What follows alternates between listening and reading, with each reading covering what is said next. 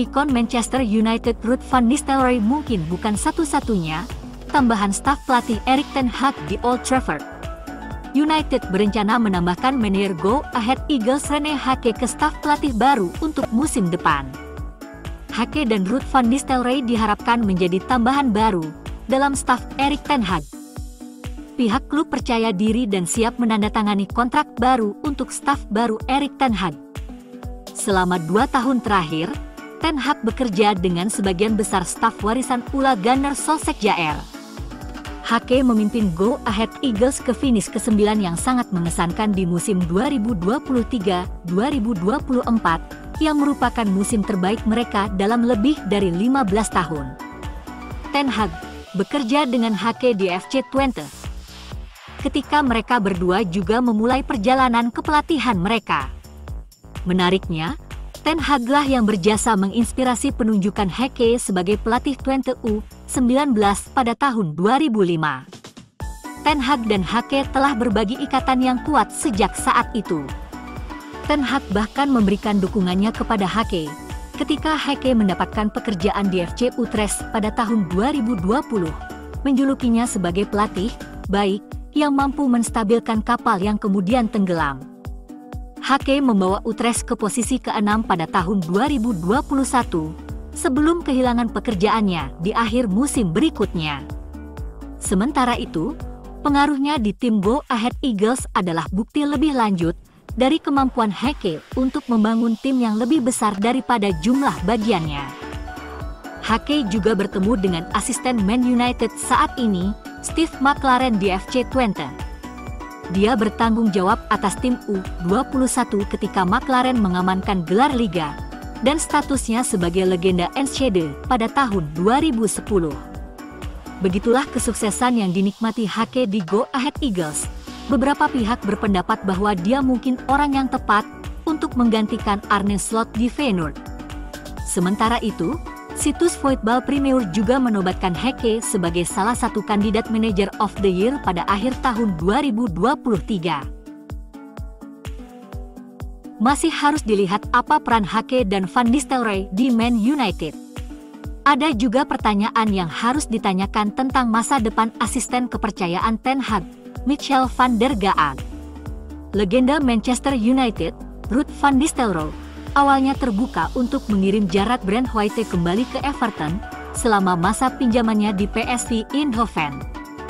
Van Nistelrooy memimpin bek yang banyak diminati tersebut selama masa pinjaman selama 1 musim di klub Belanda untuk musim 2022 hingga 2023. Van Nistelrooy berniat mengirimnya kembali ke Goodison Park pada Januari 2023 di tengah musim, karena Brandtwaite tidak banyak tampil di bawah arahannya selama paruh pertama musim itu. Ia hanya menjadi starter dalam 3 pertandingan Eredivisie Belanda. Sebelum jeda musim dingin saat ia kesulitan untuk memberikan pengaruh di Belanda. Pemain internasional Inggris ini di paruh kedua musim itu menjadi starter untuk PSV sejak dimulainya kembali Liga dan seterusnya. Selama periode 1 musim itu, bek tengah ini mencatatkan 21 penampilan sebagai starter di Liga, dari 37 penampilan di semua kompetisi. Dia melanjutkan performanya ketika kembali ke Everton musim panas lalu dan mendapatkan tempat reguler di bawah arahan Sean Dyche musim lalu. Sekarang, dia dihargai oleh Everton sekitar 80 juta pound dan mendorong klubnya berdiskusi dengan United. Setan Merah bisa menyatukan kembali Van Nistelrooy dan Brandtwaite. Lulusan Akademi Manchester United, Carly McNeil menarik minat serius dari klub Championship, Sheffield Wednesday.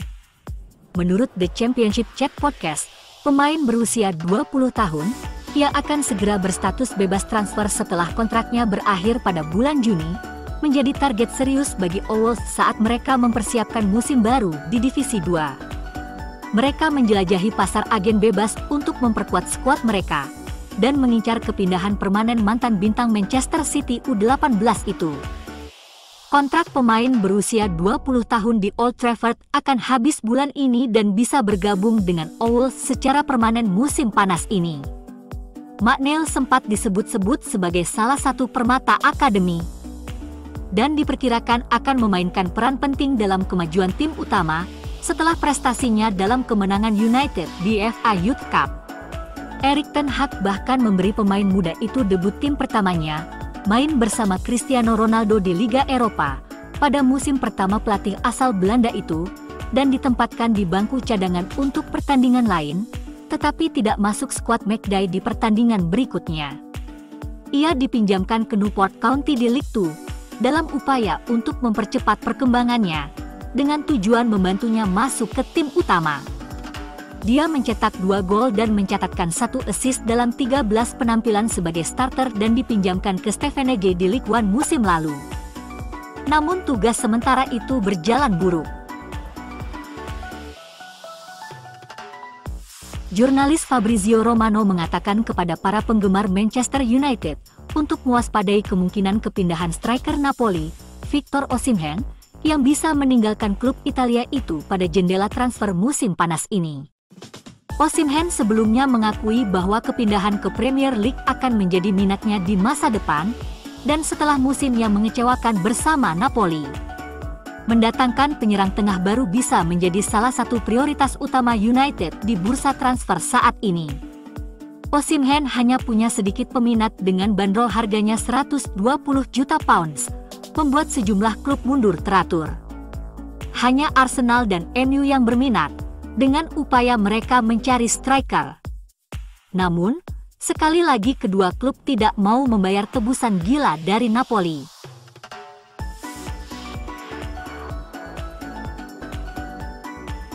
Marseille sedang menjajaki kesepakatan untuk mengontrak Mason Greenwood.